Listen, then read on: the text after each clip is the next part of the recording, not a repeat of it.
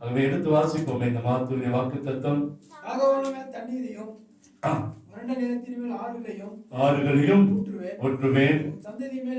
உன் சந்ததி மேல் என் ஆவியையும் உன் சந்தானத்தின் மேல் என் ஆசீர்வாதத்தையும் ஊற்றுவேன். கண்களை மூடுவோமா. இந்த மார்ச் மாதம் 3ஆம் மாதம் கர்த்தர் தாகம் உள்ளவன் மேல் தண்ணீரையும் வறண்ட நிலத்திலே ஆறுகளையும் உன் சந்ததியின் மேல் என் ஆவியையும் உன் சந்தானத்தின் மேல் என் ஆசீர்வாதத்தையும் ஊற்றுவேன். இந்த மாதிரி ஒரு வித்தியாசமான வாக்குத்தத்தத்தை கர்த்தர் நமக்கு கொடுத்திருக்கிறார். அவரோடு பேசுவோமா. நீங்க பேசுங்க, நாங்க கேட்கிறோம். ஏசப்பா உங்க பிள்ளை வந்திருக்கிறேன், ஏசப்பா உங்க மகன் வந்திருக்கிறேன், ஏசப்பா உங்க மகன் வந்திருக்கிறப்பா, எங்களோடு நீங்க பேசுங்க. கேட்போமா. 3ஆம் மாதத்தில் ஆண்டவர் நம்மோடு பேசட்டுங்க. நான் அடிக்கடி சொல்லுவேன், மனுஷனுடைய வார்த்தை கேட்டு கேட்டு நொந்து போய் வந்திருக்கலாம். நமக்கு முன்பாக ஒன்று பேசி இருக்கலாம், நமக்கு பின்பாக ஒன்று பேசி இருக்கலாம், வார்த்தையாலேயே வெட்டி இருக்கலாம், வார்த்தையாலேயே நம்மளை காயப்படுத்தி இருக்கலாம், வேதனையோடு வந்திருக்கலாம், இன்னைக்கு பாரத்தோடு வந்திருக்கலாம்.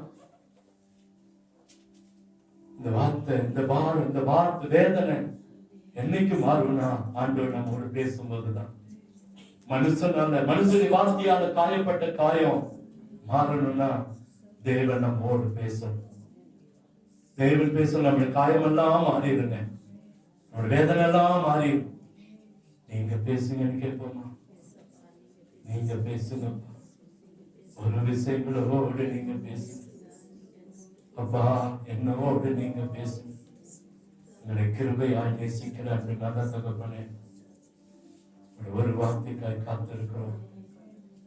3ஆவது மாதம் எங்களோடு பேசுவீங்கன்னு காத்திருக்கிறோம். நீங்க பேசுங்க, நாங்க கேட்கணும். நீங்க பேசுங்க, நாங்க கேட்கணும். என்னை மறைத்து நீங்க வெளிப்படுங்க, உங்க நாமம் மகிமைப்படட்டும். அன்றுவரே என்னுடைய ஆவி ஆத்மா சரீரம் என் உச்சத்தலை முதல் உள்ளங்கால் வரை உடைய கரத்தில் ஒப்பு கொடுக்கிறேன். எனக்காகவே பேசுங்கப்பா, எங்களுக்காகவே பேசுங்கப்பா. உடைய கரத்துல முற்றிலும் என்னை தாக்கி அர்ப்பணிக்கிறேன். தொடர்ந்து எங்களை நடத்தும். உடைய ராஜ்யம் கட்டப்படட்டும். இயேசுவின் இன்ப நாமத்தில் ஜெபிக்கிறோம் அன்பு நல்ல தகப்பனே, ஆமென். அல்லேலூயா. கர்த்தர் நல்லவர். கர்த்தர் இன்னைக்கு முதல் காரியம், தாகம் உள்ளவன் மேல் தண்ணீரையும் வறண்ட நிலத்தின் மேல் ஆறுகளையும் ஊற்றுவேன். உன் சந்ததியின் மேல் ஆவியையும் உன் சந்தானத்தின் மேல் ஆசீர்வாதத்தையும் ஊற்றுவேன். அல்லேலூயா. இன்னைக்கு ஊற்றுகிற பிடிக்கிற அனுபவம் அல்ல, நிரப்புகிற அனுபவத்தை கர்த்தர் தருகிறார். நான் போன ஜனவரி மாதமே சொன்னேன், இந்த வருஷம் எல்லாம் போய் நின்று பிடிச்சு வருகிற அனுபவம் அல்ல, மொண்டெடுக்கிற அனுபவம். என்ன அனுபவம்? தேவையான நன்மைகளை மொண்டெடுக்கிற அனுபவத்தை கர்த்தர் தருகிறார். அதனால்தான் சொல்ற, நீங்கள் இந்த வருஷத்துல ரட்சிப்பின் பாத்திரங்களில் இருந்து, ரட்சிப்பின் ஊற்றுகளில் இருந்து மகிழ்ச்சியோடு தண்ணீரை என்ன செய்வீங்க? மொண்டு கொள்வீங்க. போன மாசத்துல சொன்னாரு, என் தலை இப்பொழுது என் தலை என்னை சுற்றிலும் இருக்கிற என் சத்துருக்கு மேலாக என்ன செய்யப்படும்? உயர்த்தப்படும். இந்த மாசம் சொன்னாரு, தாகம் உள்ளவர்கள் தண்ணீரை நான் ஊற்றுவேன், வறண்ட நிலத்தின் ஆறுகளை ஊற்றுவேன், உன் சந்ததியின் மேல் எனது ஆவியையும் உன் சந்தானத்தின் மேல் ஆசீர்வாதத்தை ஊற்றுவேன். அங்க 2 இடத்துல கர்த்தர் சொல்கிறார், ஊற்றுவேன். நிரப்புகிற ஆண்டவர் நம்முடைய ஆண்டவர். அல்லேலூயா. வருஷத்துல என்ன பாருங்க, வாழ்க்கையில எதிர்பாராத நன்மைகளை, கிரகிக்க முடியாத அற்புதங்களை கர்த்தர் நம்முடைய வாழ்க்கையில செய்ய போகிறார். நிறைய அற்புதங்களை பார்க்க போறோம், நிறைய அடையாளங்களை பார்க்க போறோம். நிச்சயமா கர்த்தர் ஒரு அற்புதத்தை நம்முடைய வாழ்க்கையில செய்ய போகிறார். நம்ம இதற்கு முதல்ல இன்னைக்கு நம்ம பார்க்கக்கூடிய காரியம் என்ன அப்படின்னா, சொல்றாரு, தாகம் வேணும். தாகம் உள்ளவன் மேலதான் என்னத்தை ஊற்றுறாராம்? தண்ணீரை ஊற்றுவேன், ஆறுகளை ஊற்றுவேன், ஆவியை ஊற்றுவேன், ஆசீர்வாதத்தை ஊற்றுவேன். அப்ப நமக்கு முதல்ல என்ன வேணும் அப்படின்னா, தாகம் வேணும். ஆண்டவரை எனக்கு செய்யணும், என் வாழ்க்கையில நடக்கணும், என் வாழ்க்கையில என்ன செய்யணும்? நடக்கணும். அது அந்த காரியம் நமக்குள்ள வேணும். நம்ம ஏதோ வந்தோம் ஏதோ போறோம் அப்படியெல்லாம் இல்லை. இன்னைக்கு ஆண்டவர் சொல்லுகிற காரியம் எதிர்பார்ப்போடு வந்திருக்கோம்னா நிச்சயமா நடக்கும். நிச்சயமா நடக்கும். நமக்கு ஒரு எதிர்பார்ப்பு வேணும். அந்த எதிர்பார்ப்போடு தான் நம்ம உட்காரோம், வரோம், ஜெபிக்கிறோம், எல்லா காரியங்களையும் செய்கிறோம். ஒரு எதிர்பார்ப்பு ஆண்டவரிடத்தில் பெற்றுக்கொள்ள வேண்டும் என்று எதிர்பார்க்கிறோம். இன்னைக்கு நம்ம எதிர்பார்த்து வந்திருந்த ஆண்டவர் என்னோடு பேசணும், எனக்காகவே பேசணும் அப்படின்னு எதிர்பார்த்து வந்திருந்தா நம்மோடு கூட கர்த்தர் பேசுவோம். இல்ல அதுல குறை கண்டுபிடிக்கவோ குற்றம் கண்டுபிடிக்கவோ வந்திருந்தா அதையும் கர்த்தர் பேசுவோம். நம்ம எதை எதிர்பார்க்கிறோமோ, எதை விதைக்கிறோமோ அதை தான் கர்த்தர் அறுவடை செய்யவும் உதவி செய்வார். அல்லேலூயா. எனக்காக கர்த்தர் இன்னைக்கு பேசணும் அப்படின்னா நான் தாகத்தோடு வந்திருக்கணும். நான் தாகத்தோடு என்ன செஞ்சிருக்கணும்? வந்திருக்கணும். நான் தாகத்தோடு வந்திருக்கிறேன் அப்படின்னா உங்களோடு கூட என்னோடு கூட கர்த்தர் பேசுவான். இன்னைக்கு ஒரு சில காரியங்களை மாத்திர வேதாகமத்திலிருந்து சொல்றேன். இன்னைக்கு தாகத்தோடு இருந்தவங்க யாரு? அந்த தாகம் தீர்ந்ததா? அந்த தாகத்துல கர்த்தர் உதவி செய்தாரா அப்படின்றத வேதாகமத்திலிருந்து ஒரு சில சம்பவங்களை உண்மையா நடந்ததை உங்கள் முன்பாக வைக்க விரும்பும். எடுத்து வாசிங்க. 1 சாமுவேல் புத்தகம் 1ஆம் அதிகாரம் 10ஆம் வசனத்தை வாசிங்களேன். 1 சாமுவேல் 1ஆம் அதிகாரம் 10ஆம் வசனம். டக்குன்னு எடுத்து வாசிங்க. 1 சாமுவேல் மனம் கசந்து மிகவும் அழுது கர்த்தரை நோக்கி விண்ணப்பம் பண்ணி, அடுத்த வசனம், சேனைகளின் கர்த்தாவே தேவரீர் உம்முடைய அடியாளின் சிறுமையை கண்ணோக்கி பார்த்து உம்முடைய அடியாளை மறவாமல் நினைத்தருளி உமது அடியாளுக்கு ஒரு ஆண் பிள்ளையை கொடுத்தால் போதும். திருமணமாகி நமக்கு தெரிஞ்ச ஒரு சம்பவம் தான். ஒரு மனுஷனுக்கு 2 மனைவிகள். 2 மனைவிகள், ஒருத்தி குழந்தை இருக்கு, ஒருத்தி குழந்தை இல்லை. அந்த சக்கரத்தி என்பவள், அந்த வேதம் அப்படித்தான் சொல்லி இருக்கு. அவளை அதிகமாக வேதனைப்படுத்துறா. குழந்தை இல்லைன்னு சொல்லி அவளை அசிங்கப்படுத்துறா, வெட்கப்படுத்துறா, வேதனைப்படுத்துறா. அவன் கணவன் அவளை நேசிக்கிறா. நான் இருக்கிறேமா உனக்கு, நான் உன்னோடு இருக்கிறேன் கணவன் சொல்றான். ஆனா அவளுக்கு ஒரு குறை இருக்கு, எனக்கு குழந்தை இல்லை. என்ன நடக்குது? அவமானப்படுறான். குழந்தை எல்லாரும் கூட பெருசு இல்ல. ஒவ்வொரு நாளும் அவளை என்ன செய்யறா? அவமானப்படுத்துறா, வேதனைப்படுத்துறா. வேதம் அப்படிதான் சொல்லுது. அவள் அவளை விசனப்படுத்துவாள் அப்படின்னு வேதம் சொல்லுது. கர்த்தர் அவள் கர்ப்பத்தை அடைத்தபடினால் அவளுடைய சக்கரத்தி அவள் துக்கப்படும்படியாக, அவள் என்ன செய்யும்படியாக? துக்கப்படும்படி. சும்மா சாதாரணமான வேதனை அல்ல. அவ அழுகணும், கத்தணும், கதறணுன்ற அளவுக்கு அவளை விசனப்படுத்தினாள் சொல்ல. அவளை மிகவும் விசனப்படுத்தினாள் வேதம் சொல்லுகிறது. அப்படிப்பட்ட அவள் போய் ஆண்டவர்கிட்ட கேட்கிறா, ஆண்டவரே நான் அதுக்கு மேல வசனம் அழுது ஜெபிக்கிறா. கீழே 11ஆம் வசனம், உங்களுடைய அடியாளை மறவாமல் நினைத்தருளி உங்க அடியாளுக்கு ஒரு ஆண் பிள்ளையை கொடுத்தால். என்ன கேட்கிறா? ஒரு கோரிக்கை வைக்கிறா, எனக்கு ஒரு ஆண் பிள்ளை வேணும். நம்மளா இருந்து நினைச்சு ஏதோ ஒரு குழந்தை கிடைச்ச போது அவமானம் மாறினா போதும் அப்படின்னு நினைச்சிருப்போம். ஆனா இங்க அப்படி இல்லை. அவன் கேட்கிறா, எனக்கு ஒரு ஆண் பிள்ளையை நீங்க கொடுங்க ஆண்டவரே. அவனுக்கு ஆண் பிள்ளைய அவன் தாகம், அவளுக்கு ஒரு எண்ணம் இருந்தது, எனக்கு ஒரு ஆண் பிள்ளை வேணும், எனக்கு ஒரு ஆண் பிள்ளை. எந்த ஆசீர்வாதம் நாம கேட்கிறோமோ அதை கர்த்தர் தருவான். ஆண் பிள்ளைனா ஆண் பிள்ளை கொடுப்பார், பெண் பிள்ளைனா பெண் பிள்ளை கர்த்தர் கொடுப்பான். நம்ம தீர்க்க தரிசனம் அல்ல. நிறைய பேர் சொல்லுவாங்க. ஒரு அம்மா போய் சொன்னாங்க, ஒரு ஆஸ்பத்திரியில் போய், உனக்கு இந்த வருஷம் என்ன குழந்தை தான் பிறக்கும்? என்ன குழந்தை? ஆண் குழந்தை தான். பிறந்தது பெண் குழந்தை, பிறந்தது பெண் குழந்தை. அப்படி வந்துடக்கூடாது. ஆனா அவர் கேட்கிற அண்ணன் குறிப்பிட்டு சொல்ற, ஆண்டவரே உங்களுடைய அடியாளை நினைச்சு என் மேல மனது இருக்கு, எனக்கு ஒரு ஆண் பிள்ளையை தாங்க. அவன் அவமானம் இருந்தது, பிரச்சனை இருந்தது. அவமானம் வீட்டுல மாத்திரம் அவமானப்படல, அந்த குறிப்பிட்ட இடத்துல அவமானப்பட்டான். அவன் குடிச்சு வெறிச்சிருக்கிறா நினைச்ச காரியம். ஆனா எல்லாவற்றுக்கும் மேல கர்த்தர் அவளுடைய சத்தத்தை கேட்டார். அவளுடைய கண்ணீருக்கு பதிலை கொடுத்தார். அவள் கேட்டதை கர்த்தர் அப்படியே கொடுத்தார். அவளுடைய தாகத்துக்கு கர்த்தர் பதில் கொடுத்தார். அதே அதிகாரத்தில் வாசிக்கிறோம், கர்த்தர் அவளுக்கு ஒரு ஆண் பிள்ளையை கர்த்தர் கொடுத்தார். கர்த்தர் அந்த ஆண் பிள்ளையை தீர்க்கதரிசியாய் கர்த்தர் மாற்றினார். அல்லேலூயா. ஆசீர்வாதமாய் கர்த்தர் மாற்றினார். இந்த மாதத்திலே நம்முடைய எண்ணம் எதுவோ அதை கர்த்தர் அப்படியே செய்து முடிப்பார். அல்லேலூயா. அங்கே அடுத்த பக்கங்களை வாசிக்கும் போது அந்த 18 வசனம் கடைசி பகுதி சொல்லுது, அப்புறம் அவள் துக்கமுகமாக இருக்க இல்ல. அல்லேலூயா.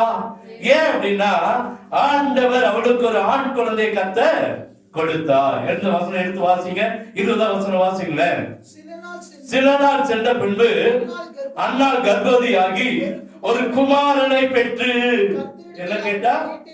கர்த்தரிடத்தில் அவனை கேட்டேன், அவளை அல்ல, அவனை கேட்டேன், உனக்கு ஆண் பிள்ளை வேணும்னு கேட்டேன், அதனால அவனுக்கு சாமுவேல் என்று சொல்லி பெயரிட்டார். அல்லேலூயா. கர்த்தர் அவளுடைய தாகத்துக்கு பதிலை கர்த்தர் கொடுத்தார். இன்னைக்கு உங்களுக்கு எனக்கு கர்த்தர் கொடுக்கிற காரியம் என்ன? நம்முடைய பாரத்தை, நம்முடைய தாகத்தை நிறைவேற்றுகிற ஆண்டவர் கர்த்தர் மாத்திரம்தான். ஏன் அப்படின்னா அவருடைய தாகத்தை தீர்க்க யாருமே இல்லை. அவருடைய தாகத்தை தீர்க்க கடைசி நேரத்தில் தாகத்துக்கு தண்ணீரை கேட்கிறார். தாகமா இருக்கிறேன் என்று சொன்னான். எல்லாரும் என்னென்னமோ காரியங்களை செஞ்சாங்க, ஒருத்தர் அவருடைய தாகத்துக்கு தண்ணீரை கொடுக்கவே இல்லை. ஆனா அவர் நம்முடைய தாகத்துக்கு பதில் கொடுக்கிற ஆண்டவர் இயேசு கிறிஸ்து. அல்லேலூயா. எப்பொழுதுமே ஒரு மனுஷனுக்கு பாடுகள் வரும்போதுதான், பிரச்சனைகள் வரும்போது மனுஷன் மற்றவனுடைய பாடுகள் தெரியும். என்ன செய்யும்? நமக்கு முட்டி வலி வந்ததா அடுத்தவங்க முட்டி வலி என்ன செய்யும் தெரியும் இல்லையா? இருக்காதுங்களா? வாயில சொல்லிட்டு பண்ண ஒண்ணு என்ன செய்யாது. தலைவலி நமக்கு வந்தாதான் மற்றவங்களோட தலைவலின் போது பாரமா என்ன செய்ய முடியும்? ஜெபிக்க முடியும். அது உண்மையா இல்லைங்களா? அப்ப நமக்கு ஒரு பிரச்சனை அப்படின்னா அந்த பிரச்சனையை அனுபவிச்சாதான் அந்த காரியம் என்ன செய்யும்?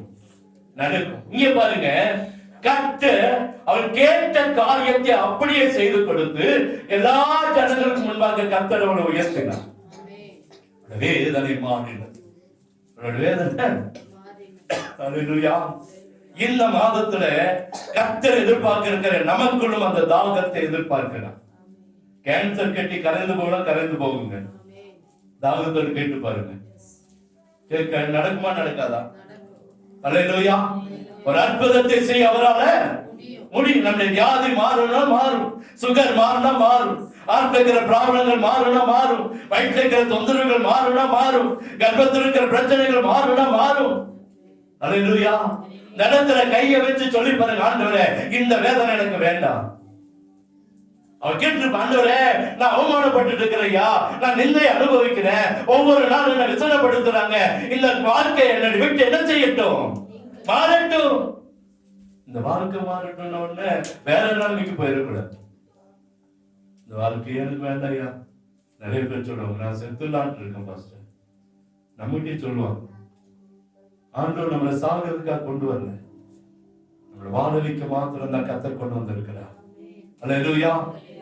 இந்த காரியம் மாத்திரம் நடந்துச்சுன்னா அதுக்கு மேல உயிரோடு இருக்க மாட்டேன் அப்படின்னு சொல்லுவோம். ஆனா கர்த்தர் நம்மளை சாவதற்கு அழைத்து வரவே இல்லை. நம்மளை கர்த்தர் வாழ வைக்க. அண்ணாவுடைய வாழ்க்கையில ஏற்கனவே அந்த குழந்தைகள் இருக்கு, குடும்பம் இருக்கு, அதை அப்படியே விட்டுக்கலாம். ஆனா அவருடைய தனிப்பட்ட கோரிக்கைய, தனிப்பட்ட வாஞ்சைய, தனிப்பட்ட தாகத்தை கர்த்தர் தீர்த்து வைத்தார். இந்த மாதத்துல உங்களுடைய வாழ்க்கை இருக்கிற தனிப்பட்ட பிரச்சனையை தீர்க்க அவரால் முடியும். அல்லேலூயா. பொதுவான பிரச்சனை விட்டுருங்க. தனியா என்னுடைய வாழ்க்கையில, என்னுடைய சரீரத்துல, என்னுடைய குடும்பத்துல, என்னுடைய பிள்ளைகள் வாழ்க்கையில இருக்கிற பிரச்சனை மாறணும்னு நினைச்சா மாறுங்க. அல்லேலூயா. மறுக்காக என்ன செய்யணும்? அறிக்கை பண்ணணும். என்ன செய்யணும்? அறிக்கை பண்ணி, என் வாழ்க்கையில வேண்டாம், இந்த பிரச்சனை வாழ்க்கையிலிருந்து வேண்டாம், எடுக்கப்பட்டு போகட்டும். என் நிந்த மாறட்டும், என் அவமானம் மாறட்டும், என் தோல்விகள் மாறட்டும், என் நஷ்டங்கள் மாறட்டும். கேட்டு பாருங்க. நம்ம சொல்லி இந்த வருஷம் அடுத்த வருஷம் பார்த்துக்கலாம், இந்த வாரம் அடுத்த வாரம் பார்த்துக்கலாம். நம்ம கேட்கணும். ஆண்டுகிட்ட அடிக்கடி சொல்ல, தோட்டத்துல முழங்கால முடக்குங்க. உங்க பிள்ளையோட வாழ்க்கையில ஒவ்வொரு நாளும் தலைமையில கை வச்சு ஜெபம் பண்ணுங்க. பிள்ளையோட பெயரை எழுதி வச்சு, ஒரு நாள் தூரத்தில் இருக்கிறாங்களா, பிள்ளையோட பெயரை எழுதி வச்சு ஜெபம் பண்ணுங்க. கர்த்தர் அதை செய்து முடிப்பார். அல்லேலூயா. கர்த்தர் நல்லவர் என்பதை நம்ம என்ன செய்யணுமா? ருசித்து பார்க்கணுமா? அப்பதான் கிருபை பெருகும். கிருபை என்ன செய்யும்? பெருகும். இரண்டாவது ஒரு காரியத்தை எடுத்து வாசிங்க. மத்தேயு 15:15 எடுத்து வாசிங்களே. இங்கே ஒரு தாகம் அவனுக்குள்ள இருந்தது. மத்தேயு 15:15. அப்பொழுது பேதுரு அவரை நோக்கி எங்களுக்கு வெளிப்படுத்த வேண்டும் என்றார். இந்த ஊமையை எங்களுக்கு என்ன செய்யணும்? வெளிப்படுத்துங்க ஆண்டவரே. எங்களுக்கு அநேக காரியங்கள் என்ன செய்யறதில்ல, தெரியுறது இல்ல. ஆண்டவர் ஊமையாவே பேசிவிட்டு போனார். நிறைய காரியங்கள் ஊமையாவே சொன்னார். அத்திமரத்தை பார்த்து சொன்னார், ஜனங்களை பார்த்து சொன்னார், யோவானை பார்த்து சொன்னார், சீசர்களை பார்த்து சொன்னார். இன்னைக்கு நிறைய காரியங்கள் நமக்கு தெரியாத காரியங்கள் இருக்கிறது. இரண்டாவது, இந்த மாதத்துல நம்ம என்ன கேட்கணுமா, ஆண்டவரே உங்க வார்த்தையை எனக்கு விளங்க பண்ணுங்க ஆண்டவரே, ஒரு வார்த்தை எனக்கு. நிறைய பேருக்கு அந்த வார்த்தை விளங்காதனால பல காரியங்களை எதிர்பார்க்கிறோம், பல பிரச்சனைகள் வருகிறத பார்க்கிறோம், பல காரியங்களை நம்ம அனுபவிக்கிறத பார்க்கிறோம். அன்னைக்கு பேதுரு கேட்கிறா, ஆண்டவரே இந்த ஊமையை எங்களுக்கு என்ன செய்யணும், வெளிப்படுத்துங்க. ஏன் அப்படின்னா மேல வசனம், அவர்கள் குருடனுக்கு வழிகாட்டுகிற குருடரா இருக்கிறார்கள். குருடனுக்கு குருடன் வழிகாட்ட இருவரும் குடியில் என்ன செய்வாங்க, விழுவாங்கன்னு சொல்றாரு. இது உங்களுக்கு புரியல. ஒரு குருடன் இன்னொரு குருடனுக்கு வழிகாட்ட முடியுமா? அது ஆண்டவர் சொல்றாரு, ஒரு குருடன் இன்னொரு குருடனுக்கு வழிகாட்ட முடியாதுப்பா. ஒரு பார்வை அடைந்தவன் தான் இன்னொரு குருடனுக்கு வழிகாட்ட முடியும். இது இவங்களுக்கு புரியல. சாதாரண காரியம், ஒரு சின்ன வார்த்தைகள் கூட இன்னைக்கு நம்ம வாழ்க்கையில பெரிய பூகம்பத்தை ஏற்படுத்துகிறத பார்க்கிறோம். அல்லேலூயா. இந்த வார்த்தையுடைய அர்த்தம் என்ன நமக்கு சரியா தெரியறது இல்லை. வேதாகமத்துல வாசிச்சு பாருங்க, நிறைய இன்னைக்கு ஏன் பல டினாமினேஷன் பிரிஞ்சிச்சு? கிறிஸ்தவத்துல மாத்திரம் ஏன் நீங்க பல டினாமினேஷன் வச்சு சொல்லுங்க. இன்னைக்கு ஊட்டியில ஒரு நிலையில ஒரு காரியம் நடக்காது, நல்ல காரியம் எதுவுமே என்ன செய்யாது, நடக்காது. ஏன் தெரியுமா? இங்க நம்ம ஒரு அப்ளிகேஷன் கொடுத்தா இன்னொருத்த ஒரு அப்ளிகேஷன் என்ன செய்வாங்க, தருவாங்க. அவன் கேட்கிறேன், எத்தனை குரூப்பா இருக்கிறீங்க நீங்க? கிறிஸ்தவத்துல எத்தனை குரூப் இருக்கிறீங்க? அவங்க வந்து ஒரு அப்ளிகேஷன் தராங்க, நீங்க ஒரு அப்ளிகேஷன் தரீங்க, நாங்க தான் உண்மையானவன்றீங்க, நீங்க தான் உண்மையானவன்றீங்க. யாரை தேடி யாருக்கு செய்யறது நன்மை? நம்முடைய வாழ்க்கையில் அப்படி பிரிஞ்சு போன காரணமே வார்த்தைகள் புரியாதனாலதான். வார்த்தைகள் புரியாதனாலதான். வசனத்தை தெளிவாய் உட்கார்ந்து வாசித்து ஆண்டவர்கிட்ட கேட்டு பார்த்தா ஆண்டவர் நம்மோடு பேசுவார். இதன் அர்த்தம் என்ன ஆண்டவரே? இதன் அர்த்தம் என்ன ஆண்டவரே? எங்களோடு கூட நீங்க பேசுங்க ஆண்டவரே. ஆண்டவர் நம்மோடு பேசிட்டாருன்னா அது ஒரு பெரிய காரியத்தை நம்முடைய வாழ்க்கையில கொண்டு வந்து சேர்க்கும். அல்லேலூயா, அல்லேலூயா. அங்கே வாசிக்கும் போது கர்த்தர் ஒரு அற்புதத்தை செய்கிறத நம்ம அடுத்த அதே அதிகாரத்துல வாசிக்கிறோம். அந்த ஒரு ஸ்திரீட்ட போய் ஆண்டவர்கிட்ட போய் கேட்கிற, ஆண்டவரே எங்க பிள்ளை சுகவீனமா இருக்கிறான், என் பையனுக்கு சுகமாக்குங்க ஆண்டவரே, சுகமா ஆக்குங்க. அவர் கேட்கிற, ஆண்டவர் சொல்றாரு, அவர் அவரை நோக்கி, பிள்ளைகளின் அப்பத்தை எடுத்து நாய்க்குட்டிகளுக்கு போடுகிறது நல்லதல்ல. ஆனா அவன் கோபமே பண்ணல. அவர் அதோட அர்த்தம் என்ன? என்னுடைய பிள்ளைகளுடைய அப்பத்தை எடுத்து மற்றவங்களுக்கு என்ன செய்யறது இல்ல, கொடுக்க மாட்டேன் அப்படின்ற. ஆனா அவன் கோபமே படம் சொல்றா, நல்ல ஆமாண்டவர் உண்மைதான். ஆனா நாய்க்குட்டிகள் தங்க அந்த டேபிள் இருந்து விழுகிற அந்த மேஜையில இருந்து துணிக்கைகளை நாய்க்குட்டிகள் என்ன செய்யும், தின்னுமே. உடனே ஆண்டவர் சொல்றாரு, விசுவாசம் உன்னை பெரிதுன்ற, விசுவாசம் உனக்கு, நீ விரும்புகிற உனக்கு என்ன செய்யணும், ஆங்க கடவுள். அல்லேலூயா. நம்ம எதை கேட்கிறோமோ, எதை விசுவாசிக்கிறோமோ அதை அப்படியே கர்த்தர் நமக்கு செய்து கொடுக்கிற ஆண்டவர். இதே பேதுரு பாருங்க, ஆண்டவர் அப்படியே தண்ணீர்ல வராரு, சீசர்களெல்லாம் படகுல வராங்க, இவர் தண்ணீர் மேல அப்படியே நடந்து வராரு.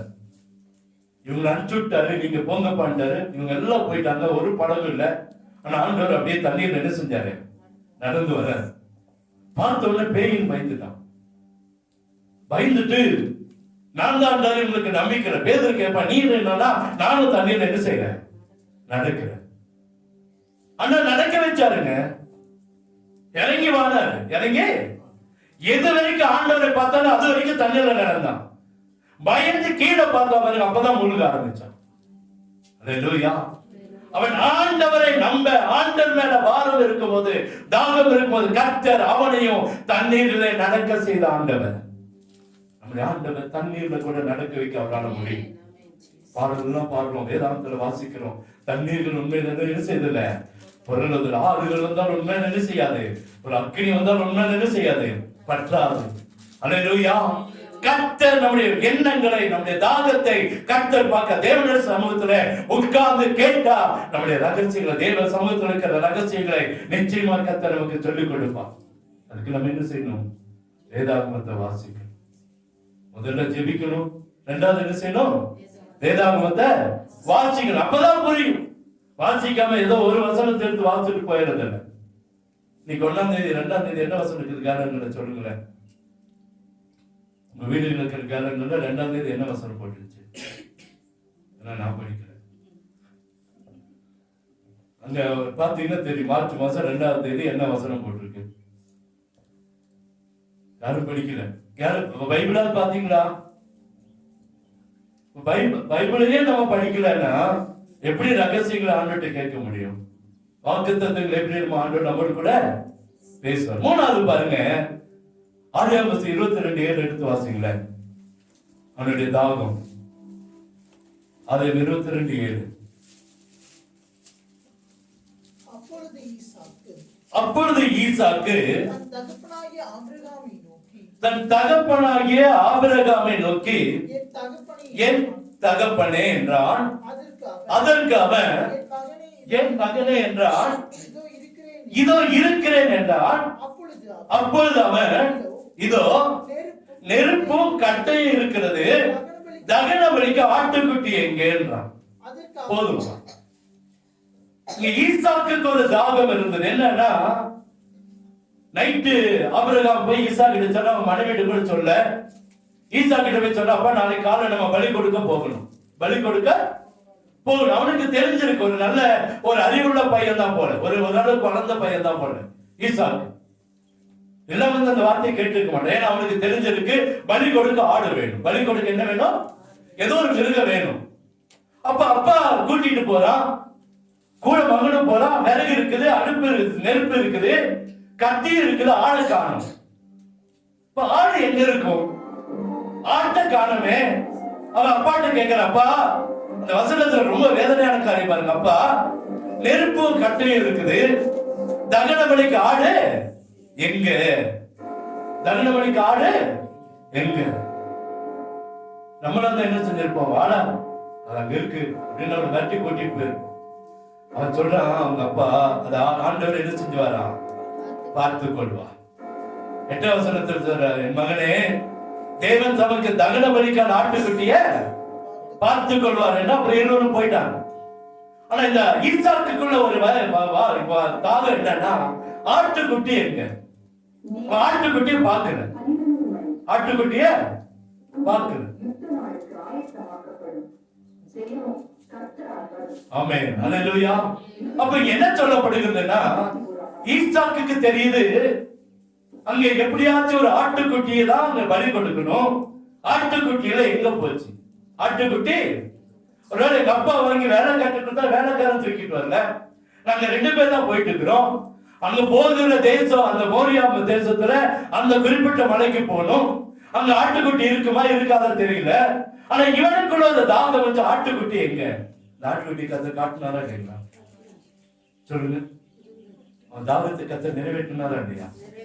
அங்க போன உடனே இவன் தான் அந்த ஆட்டுக்குட்டின்னு அங்க போனதா தெரியுது. அவன் பலிபீடத்தை கட்டுறான், பலிபீடத்துல விறகு எடுக்கிறான், அடிக்கி கடைசியில இவனை கட்டி அங்க வச்சுட்டான். அப்பதான் தெரியுது, நான் தான் அந்த ஆட்டுக்குட்டியா, என்னதான் பலி கொடுக்கிறாங்களான்னு. என்ன கத்தி இருப்பான். ஆனா அவனுக்குள்ள என்ன ஒரு எண்ணம்? ஆட்டுக்குட்டி எங்க? பலி கொடுக்கிறது யாரதான் கொடுப்பாங்க?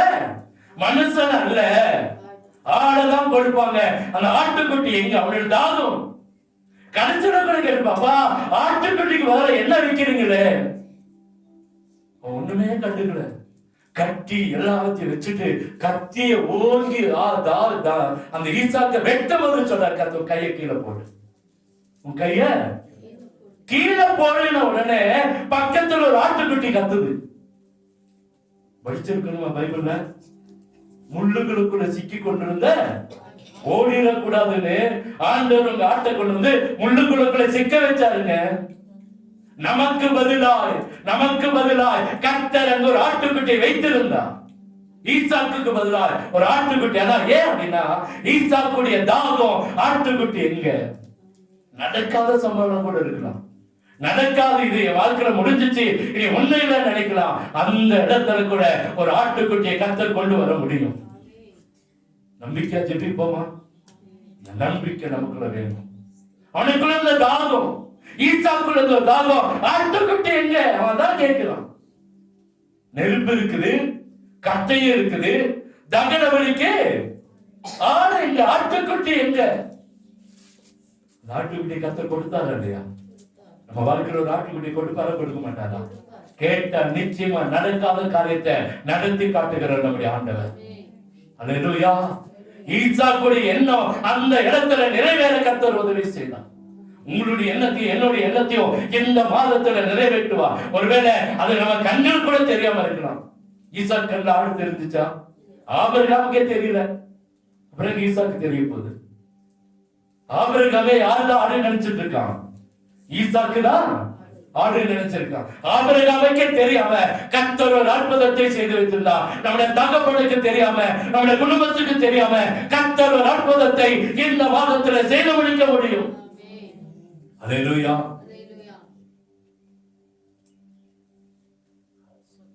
கருத்துல நம்ம இன்னும் ஒப்பு கொடுப்போமா?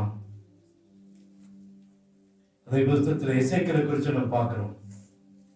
எசேக்கியேலுக்கு இருந்த ஒரு தாகம். ஏசா 24 நினைக்கிறேன், எடுத்து வாசிங்களேன். அது சரியா எழுதல.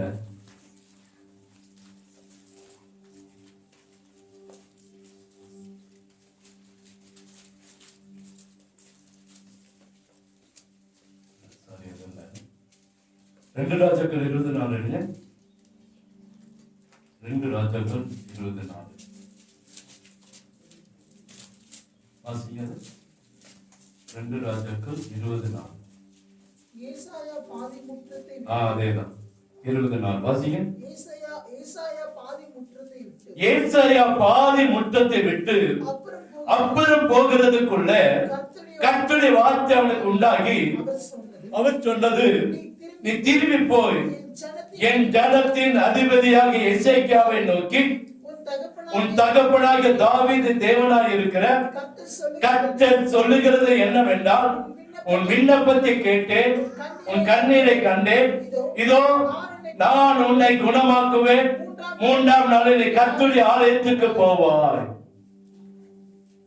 எசேக்கியேல் 10 முதல் வசனத்துல 1ஆம் வசனத்துல எசேக்கியா அந்த நாட்கள் வியாதிப்பட்டு மரணத்துக்கு ஏதுவா இருக்கிறான். ரொம்ப சீக்கு சாகர நிலைமையில இருக்கிறான். உடனே ஒரு தூதனை அனுப்பி, ஒரு அதாவது தீர்க்கதரிசியை அனுப்பி, நீ பிழைக்க மாட்டீங்க, மறிச்சு போயிருவீங்க, உன் காரியத்தை என்ன செய்ய ஒழுங்கு படுத்தும். அங்க வசனம் அழகா சொல்லுது, நீர் உமது வீட்டு காரியத்தை ஒழுங்குபடுத்தும், நீ பிழைக்க மாட்டீர், மறித்து போகிறேன் என்று கர்த்தர் சொல்லுகிறார். சாவு நாள் குறிச்சாச்சு, உன்னுடைய காரியங்களை ஒழுங்குபடுத்துன்னு சொல்லியாச்சு. ராஜாவை பார்த்து இவனுக்கு என்னன்னா, சரி அப்படின்னு விடல, இவ்வளவு நாள் இருந்துட்டோம், இனி போனா போயிட்டு போறோம், நம்ம நிறைய நினைப்போங்களா, வாழ்ந்தாச்சு, இனி என்னத்தை இருக்க போகுது நமக்கு அப்படின்னு நினைப்போம். ஆனா அந்த எசேக்கியா அப்படி நினைக்கல. உடனே சோர்புறமா திரும்பி அழுகிறான், ஆண்டவரே எனக்கு சாவு ஒண்ணுதான் வாழ்க்கையா? இந்த வியாதி இருந்து எனக்கு ஒரு விடுதலை இல்லையா? நான் சாகதான் பிறந்தவனா? என் சாவு வரணுமா? அந்த வசனம் அந்த வாசிக்கிறான். எசேக்கியா தன் முகத்தை சோர்புறமாக திருப்பிக் கொண்டு கர்த்தரை நோக்கி சொல்றான், மிகவும் அழுகிறான்.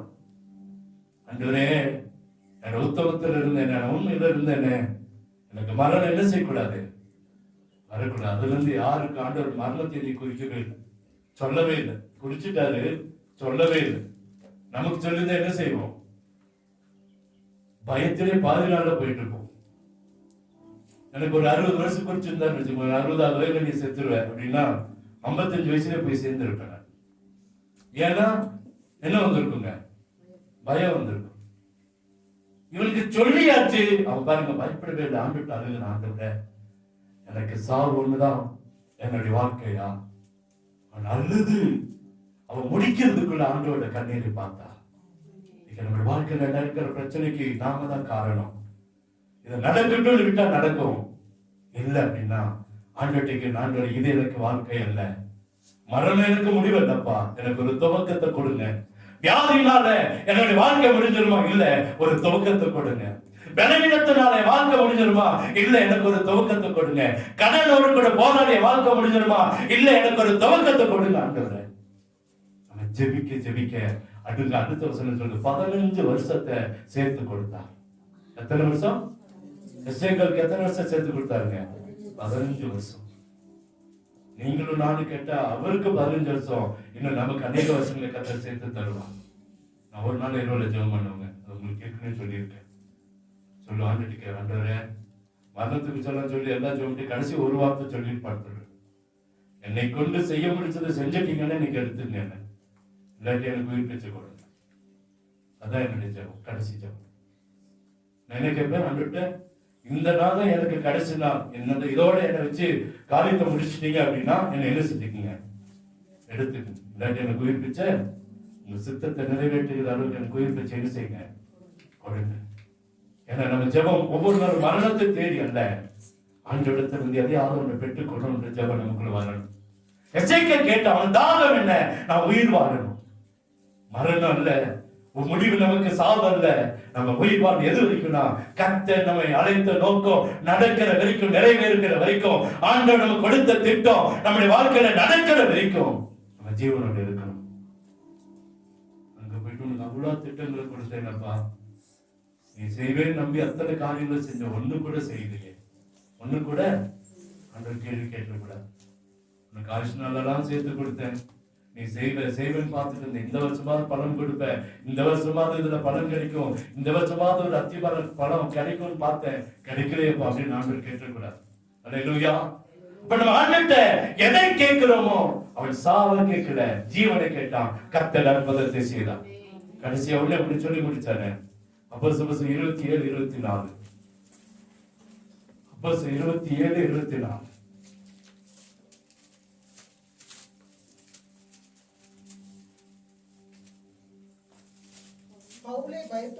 பவுலே பயப்படாதே, நீ யாருக்கு முன்பாக நிற்க வேண்டும்? ராயனுக்கு முன்பாக நிற்க வேண்டும். இதோ உன்னுடனே கூட யாத்திரை பண்ணுகிற யாவரையும் தேவன் உனக்கு தயவு பண்ணினார் என்றான். அப்போஸ்தலர் யாருக்கு முன்பாக நிற்கணும்? ராயனுக்கு முன்பாக. அன்னைக்கு என்ன சம்பவம்னா, பயங்கரமான காற்று, பயங்கரமான புயல், கப்பல்ல போயிட்டு இருக்கிறான், கப்பல் உடைகிறது, கப்பல் சேதப்பட்டது, எல்லாரும் தத்தளிக்கிறாங்க, பயங்கர காற்று. அது 7 விதமான காற்று அங்க இருக்கு. ஏற்கனவே உங்களுக்கு நான் சொல்லியிருக்காது, எத்தனை பேருக்கு ஞாபகம் இருக்குன்னு தெரியல. 7 விதமான காற்று அடிக்கிறது. அது 7 விதமான பிரச்சனை என்று சொல்லி பார்த்தோம். அப்போ பயங்கர காற்று, கப்பல் உடைந்து எல்லாரும் காப்பாற்ற முடியாத அளவுக்கு வந்துட்டாங்க. பலகை கட்டையெல்லாம் தூக்கி கப்பல் கடல்ல போடுறாங்க, இவங்களால காப்பாற்ற முடியல. கப்பலுடைய அந்த தொடர் பயணத்தை அவங்களால தொடர முடியல. நான் சொல்றேன், நீ ராயன் பூங்காக நிக்கணும்பா, ராயன் பூங்காக நிக்கணும். இன்னைக்கு வாழ்க்கையில ஒரு வேலை தொடர்ந்து பிரச்சனை, தொடர்ந்து பிரச்சனை, தொடர்ந்து பிரச்சனை, அப்படியே பிடிச்சுட்டே இருக்கலாம், வந்துட்டே இருக்கலாம், அப்படியே தொடர்ந்து தொடர்ந்து. நான் சொல்றேன், யாருக்கு முன்பாக நிக்கணும்? ராயனுக்கு முன்பாக, தேவனுக்கு முன்பாக நிற்க வேண்டியவர்கள். யாருக்கு முன்பாக? தேவனுக்கு முன்பாக. ஒருபோது வெட்கப்பட கர்த்தர் விட மாட்டார், தோற்று போக கர்த்தர் விட மாட்டார். அதே போல அப்போஸ்தலர் பவுலை ராயனுக்கு முன்பாக கர்த்தர் நிறுத்தினார். தொடர்ந்து அந்த கப்பலை பயணமே செய்ய முடியல. ஒரு தீவுல போய் ஒதுங்குறாங்க, அந்த தீவுல கொஞ்ச நாள். ஆனா அப்படி அவருடைய மழை, பயங்கர காட்டு, பிரச்சனை, போராட்டம் வந்தாலும் கடைசியில கர்த்தர் சொல்றதான் நடந்துச்சு. எங்க கொண்டு நிறுத்திட்டாரு? ராயனுக்கு முன்பாக கர்த்தர் கொண்டு வந்து நிறுத்தினான். இந்த கொலை செய்யலாம் பாக்குறாங்க, எப்படியாச்சும் பவுல கொலை செஞ்சு கடல் என்ன செஞ்சிடலாம், போட்டுடலாம். இந்த 27ஆம் அதிகாரத்தை வீட்டுல போய் வாசித்து பாருங்க, அவ்வளவு பிரச்சனை. எதிரையும் கர்த்தர் பவுலை விட்டு கொடுக்கவே இல்லை. பவுல் விற்கப்பட்டு போகவே இல்ல. தேவ பிள்ளைகளை சொல்ற, தேவனுக்கு உண்மையா இருக்கிறவர்கள் ஒருபோதும் வெட்கப்பட்டு போனதா சரித்திரம் இல்லைங்க. ஒருவேளை இன்னைக்கு நம்மளை கொல்ல, ஒருவேளை வெட்கப்பட, வேதனைப்படுத்த அநேக துக்கமான காரியங்கள் நடக்கலாம். தேவனுடைய பிள்ளைகள் முகம் ஒருபோது வெட்கப்பட்டு போகவே போக. தேவனை நம்பிட்டா போதுங்க, நிச்சயம் ஒரு அற்புதத்தை கர்த்தர் செய்வார். கண்களை மூடுவோமா? அண்ணால் பொருத்தரவன் எனக்கு ஒரு குழந்தை, ஆண் குழந்தை வேணும்னு கேட்டா அவருடைய தாகத்தை கர்த்தர் தீர்த்தார். பேதுரு ஆண்டவருடைய வசனத்தை தியானிக்க எனக்கு கிருபை கொடுங்க. கடைசியில் அண்ணான்னு கேட்டாரு, பேதுருவை என்ன நேசிக்கிறாயா? அந்த பேதுரு சொன்ன வார்த்தையை வச்சுதான் 3000 பேர் 5000 பேர் ஒரே நாள்ல ரசிக்கப்பட்டாங்க. ஏன்னா தேவனிடத்துல கேட்டான், கர்த்தர் அவருடைய காரியங்களை வாய்க்கப்பட்டார். மூணாவதாக ஈசாக்குக்கு ஒரு தாகம் இருந்தது. ஆடு எங்க? வாத்தியாண்டு என்னோடு கூட உணர்த்தின போது நான் உண்மையாலுமே நடுங்கி போனேன். இது வரைக்கும் நான் இப்படி ஒரு செய்தியை நான் கேட்டதே இல்லை. ஈசாக்குடைய தாகத்தையும் தீர்க்கிற ஆண்டவர் நம்முடைய தாகத்தையும் தீர்ப்பார். அவருடைய வார்த்தை, ஆடு எங்கப்பா? என் தகப்பனே, ஆடு எங்க? ஆட்டுக்குட்டி எங்கப்பா? கர்த்தர் அங்க வைத்திருந்தார். நமக்கு தெரியும், கத்தி ஓங்கும் போது ஆண்டவர் சொன்னார், கையை கீழே போடு. என்ன பலி கொடுக்கணும்? பலிபீடம் ரெடி, விறகு ரெடி, நெருப்பு ரெடியா இருக்கு. பக்கத்துல ஒரு ஆட்டு கத்துனது. உடனே போய் அந்த ஆடை பிடிச்சிட்டு வந்தான், பலிபீடத்துல வச்சான். பலி கொடுத்துட்டு தகப்பனும் மகனும் உயிரோடு திரும்பி போனாங்க. ஆண்டவர் நம்மை வாழ வைக்கிற ஆண்டவர். நம்மளை வச்சு இன்னொருத்தர பலிகாடு ஆக்குறது அல்ல. அநேக சூழ்நிலைகள் அப்படி நடக்கும். நம்மளை வச்சு இன்னொருத்தர பலிகாடு ஆக்குவோம். அந்த நிலைமை அல்ல. நம்மளை ஆசீர்வதிக்க கர்த்தர் விரும்புகிறார். நமக்கு பதிலாக ஒரு ஆட்டுக்குட்டியை கர்த்தர் வைத்திருந்தார். அது வரைக்கும் அவன் பல மணி நேரங்கள் ஆகியிருக்கும். பலிபீடத்தை கட்டி அதை செப்பனிட்டு விலைகளை அடுக்கி நிறைய நேரங்கள், அது வரைக்கும் சத்தம் கேட்காத ஒரு ஆட்டு சத்தம் அந்த நேரத்துல கேட்டது பாருங்க. ஈசாக்குடைய தாகம் அங்கே நிறைவேறினது. எசேக்கியேலுடைய தாகம், எனக்கு ஜீவன் வேணும். கர்த்தர் அந்த ஜீவனை கொடுத்தார். மரணமும் ஜீவனும் நம் நாவின் அதிகாரத்தில் இருக்கிறது. சவுல் ராயலுக்கு முன்பாக இருக்கணும், நிற்க வைத்தார். உங்களை என்னை தேவனுக்கு முன்பாய் பிரகாசிக்க சுடர்களா நிற்க வைப்பா. நிச்சயமா நடத்துவா. நம்ம தாகத்தோடு காத்திருப்போம். நிச்சயமா ஒரு அற்புதத்தை நம்ம வாழ்க்கையில செய்வா. நமக்கு என்ன தாகம் இருக்கிறது? யாரை குறித்த ஒரு தாகம்? குடும்பத்தின் பிள்ளைகள் ரட்சிக்கப்படலே என்ற தாகம் இருக்குதா? ஒரு நாள் வர்றதல்ல. சொந்த குடும்பம் இன்னைக்கு நரகத்துக்கு போய் கொண்டிருக்கிறதே. வீட்டு ஜனங்கள் நரகத்துக்கு போய் கொண்டிருக்கிறாங்களே. கோடி கோடியான ஜனங்கள் இன்னைக்கு நரகத்துக்கு போய் கொண்டிருக்கிறாங்களே. 75 கோடி ஜனங்கள் கடந்த நாட்கள் ஒன்றாய் பாவத்துக்குள்ள கடந்து போனாங்களே. இவளுக்கு யார் இருக்கிறார்? நீங்களும் நானும் தான். இந்த திறப்பின் வாசலுக்கு யார் இருக்கிறார்? உத்தரப்பிரதேசத்துல 75 கோடி ஜனங்கள் ஒன்றாய் நரகத்துக்கு போனாங்களே. ஒருத்தர் 2 பேர் இல்ல, 75 கோடி. இதற்கு யார் உத்தரவாதம்? சொந்த குடும்பம் ரட்சிக்கப்படலையே. இந்த தாகம் நமக்குள்ள, நம்ம பிள்ளைகள் நீங்க ரட்சிக்கப்படலையே. கடனோடும் வியாதியோடுமே நம்ம போராடிட்டு இருக்கிறோமே. பிசாசு அழகா செஞ்சிருக்கான் பாருங்க. வேறு எதை குறித்து கலங்காதபடிக்கு கடனுக்காக ஜெபிக்கணும், வியாதிக்காக ஜெபிக்கணும். இதே நம்முடைய நோக்கம் போயிருது. சபையிலே அப்படி ஒரு சில பிரச்சனைக்காகவே போராடி போராடி பல வருஷம் ஆயிடுச்சு. புது ஆத்மாக்களுக்காக போராடுகிறது சில சாத்தம். எதையாவது ஒரு பிரச்சனை நான் எல்லாத்தையும் ஆண்டவர்கிட்ட விட்டுட்டேன். நீங்க பாத்துங்க. என்னுடைய ஒரே நோக்கம் புதிய ஆத்மாக்கள் சபைக்குள்ள வரணும். அதுதான் இன்னைக்குடைய நோக்கம். என்னுடைய நோக்கம் நான் அதுக்காக போராடிட்டு இருக்கேன்.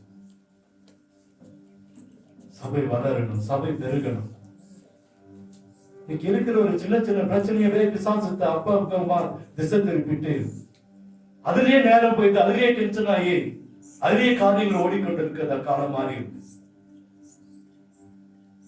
பிசாசு இன்னைக்கு ஈஸியா ஒவ்வொரு குடும்பத்தையும் பிடிச்சு வச்சிருக்கிறான். வேறு எந்த நோக்கமும் வர்றது இல்லை. சொந்த குடும்பத்துக்கு ஜெபிக்க முடியல, சொந்த பிள்ளைகளுக்கு ஜெபிக்க முடியல, இன்னைக்கு நம்ம தெருவுக்கு ஜெபிக்க முடியல, நம்ம வீதிக்கு ஜெபிக்க முடியல. ஏன்னா நமக்கு 1000 பிரச்சனை ஆயிடுச்சு.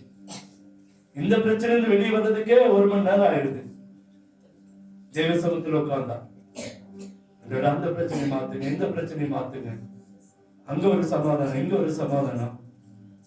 இதுலயே நம்ம நோக்கம் ஓடிடுது. வேறு எந்த நல்ல காரியத்துக்கு நம்மளால ஜெபிக்க முடியல. பல வருஷம் மாசத்துக்கு முன்னாடி சொன்னேன், நமக்காக ஜெபிக்கிறத கொஞ்ச நாள் நிறுத்துங்க. ஆண்டவர் நம்மளை ஆசீர்வதிப்பான். அழிந்து கொண்டு இருக்கிற ஜனங்களுக்காக தாக நமக்குள்ள வரட்டும். எனக்காக இந்த எண்ணத்தை கொஞ்ச நாள் பார்த்துங்க. என்னுடைய ஜெபம் அப்படிதாங்க. எனக்காக நான் எதையுமே இதுவரைக்கும் ஆண்டவர்கிட்ட கேட்கல. நாளைய தினத்தை குறித்து அவர் பார்த்துருவார். நான் எதையுமே எனக்காக கொடுங்கன்னு கேட்கறது இல்லை. கொஞ்ச நாளா மாறி அந்த ஜெபங்களை மாத்தி கொஞ்சம் ஜெபம் பண்ணி கொண்டு இருக்கிறோம். அது ஆண்டவர் சரிப்படுத்துவார், கொண்டு வருவார், எல்லா காரியங்களும் செய்வார். இன்னைக்கு நம்முடைய தாகம் எங்கே போய் கொண்டு இருக்கிறது? யாருக்காக தாகப்படுகிறோம்? வியாதிச்சுங்க கைகளை வைங்க, உங்க குணமாகணும். நம்ம வியாதிக்கே கையை வச்சு சுகமாகல, அப்புறம் என்ன நம்ம அவங்களுக்காக ஜெபம் பண்றது? நம்ம வாழ்க்கையில வேதனைகள் இருந்தாலும் அவங்களுக்காக ஜெபம் பண்ணி பாருங்க. நிச்சயமா அவங்களுக்கு விடுதலை, நமக்கு கர்த்தர் விடுதலை தருவார்.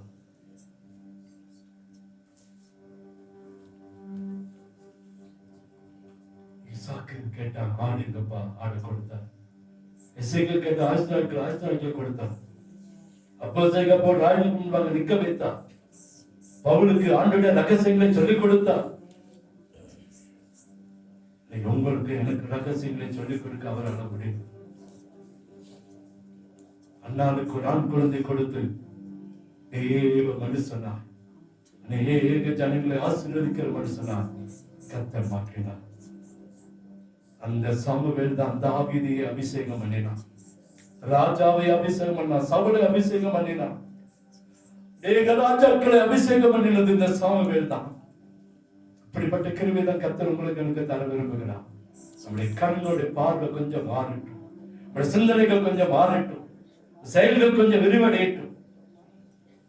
கர்த்தர் ஒரு அற்புதத்தை நம்முடைய வாழ்க்கையில செய்வாராக. நிச்சயமா நம்ம எதை கேட்டால் அதை தருவார். உங்கள் தாகத்தை கர்த்தர் தீர்த்து வைப்பார். நீங்க ஆசீர்வதிங்க ஆண்டவரே.